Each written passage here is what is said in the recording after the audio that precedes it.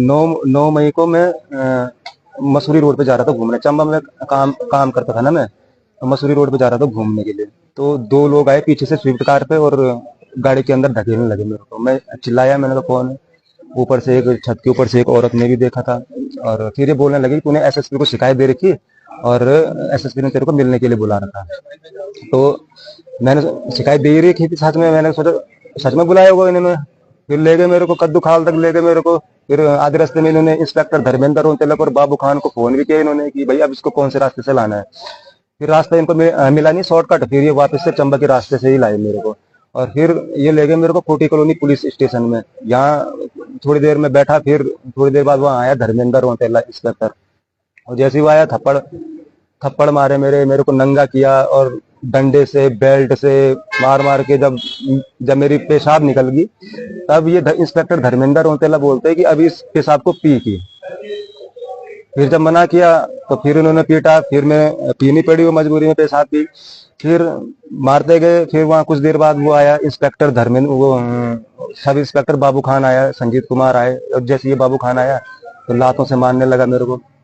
फिर वो सबके जितने भी पुलिस वाले थे वहाँ, इंस्पेक्टर धर्मेंद्र उनके बोला अब सबके जूते चाट दिए। फिर सबके जूते चटवाए उसने मेरे से, जितने भी थे वहाँ कांस्टेबल सब इंस्पेक्टर और इंस्पेक्टर सबके मतलब जूते चटवाए उसने। फिर उसने बोला इंस्पेक्टर धर्मेंद्र ने अब तुम बाहर जाओगे। फिर सारे लोग बाहर गए। फिर उसने मेरे सर में पेशाब की, धर्मेंद्र रोंतेला ने पेशाब की। तो तब फिर सब लोग मेरी पीठ उल्टा उल्टा कर रखा था मेरे को। फिर मेरी पीठ पे सबने पाँव रखा और फिर पाँव उल्टा करके डंडे मारे। जब हाथ पाँव इतने मोटे मोटे सूज गए, फिर एक ने इधर से पकड़ा मेरे को, एक ने इधर से पकड़ा कि अब चल के इधर उधर चलवाया उन्होंने, इधर उधर बहुत देर तक। फिर तो प्यास लगी, मैंने पानी मांगा पीने के लिए। तो एक कांस्टेबल है शेखर, गिलास में पानी लाया। तब ये इंस्पेक्टर धर्मेंद्र उनतेला क्या बोलता है इस गिलास को इधर ला के। फिर उसने थूका उसमें, फिर मेरे को बोला कि अब पी की इसे। फिर उसने वो पानी पिलवाया मेरे को अपने थूक का। फिर हाथ में फ्रिज से उन्होंने बर्फ का गोला भी निकलवाया था, बर्फ का गोला भी पकड़वाया मेरे को।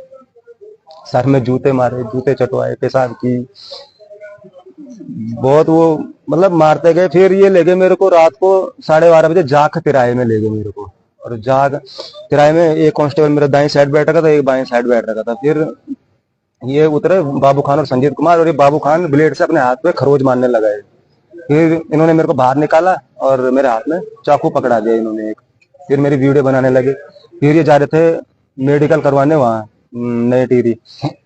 जैसे ये जाग तिराए से 2-4 किलोमीटर आगे गए तो इनको पता नहीं किसका फोन आया कि अभी का प्लान कैंसिल करो, अब सुबह का प्लान बनाना है। फिर ये मेरे को कोटी कॉलोनी पुलिस स्टेशन में वापस ले गए, फिर मारा इन्होंने। देखिए, जो केशव थलवाल हम पर आरोप लगा रहा है कि उसके साथ जो है मारपीट हुई है और अमानवीय व्यवहार किया गया है, ये सब निराधार असत्य है। उसके साथ कोई ऐसा व्यवहार नहीं हुआ है। उसकी जो तहरीर थी, केशव थलवाल ने 21 तारीख को सीएम पोर्टल पर अपनी एप्लीकेशन डाली थी और उसने ये आरोप लगाए थे कि मेरी बहन अपनी न्यूड वीडियो बनाकर लोगों को दे रही है। और जब केशव थलवाल से ये पूछा गया कि आपके पास कोई ऐसी एविडेंस है कि जिसमें आपकी बहन ऐसी न्यूड फोटो डाल रही है तो आप हमें दें। उनके द्वारा ऐसी कोई हमको ना तो कोई वीडियो दी गई, ना कोई ऐसा लिंक शेयर किया गया जिसमें कि कोई ऐसे फैक्ट आते। और उन्होंने जिस तहरीर में जिस व्यक्ति का नाम लिखा था वो उन्हीं का रिश्तेदार है कि मैंने उनके फ़ोन में ये वीडियो देखी। तो पुलिस ने उनके पास जाके भी जांच की, उनका फ़ोन चेक किया तो उनके पास कोई ऐसी वीडियो नहीं थी।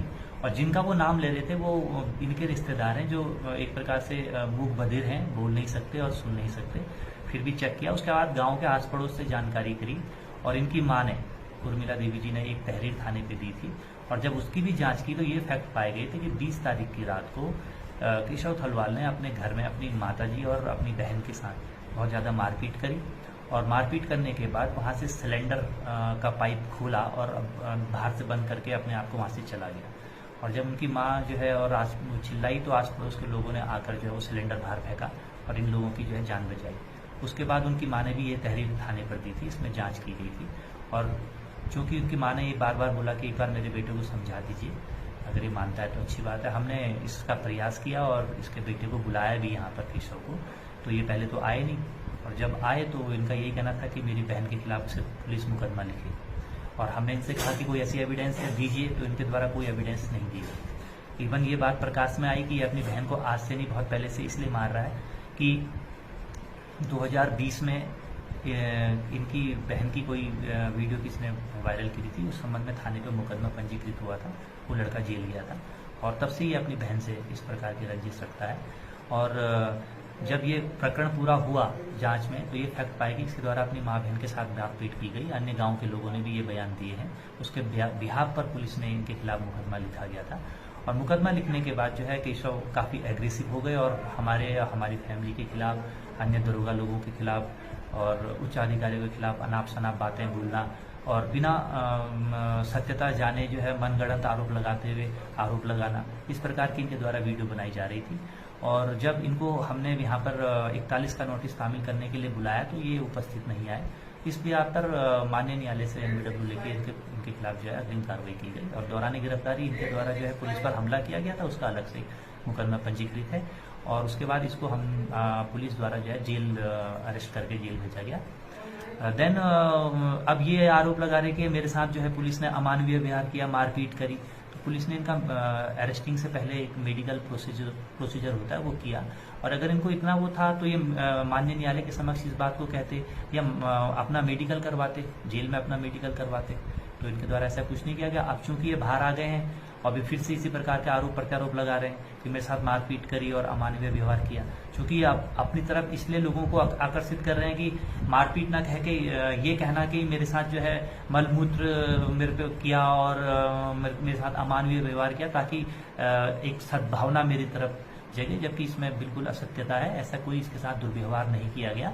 और जब इनके बारे में केस स्टडी करी गई तो यह आज से नहीं, लगभग 2020 से ऐसी वीडियो बना रहे हैं। पुलिस विभाग के अलावा अन्य विभाग के अधिकारी कर्मचारियों को भी इनके द्वारा इसी प्रकार से एक वीडियो बनाकर उनको प्रताड़ित किया जा रहा है। हर आदमी एक जैसा नहीं होता है, लेकिन सबको एक ही तराजू पे तोलना ये भी ठीक नहीं।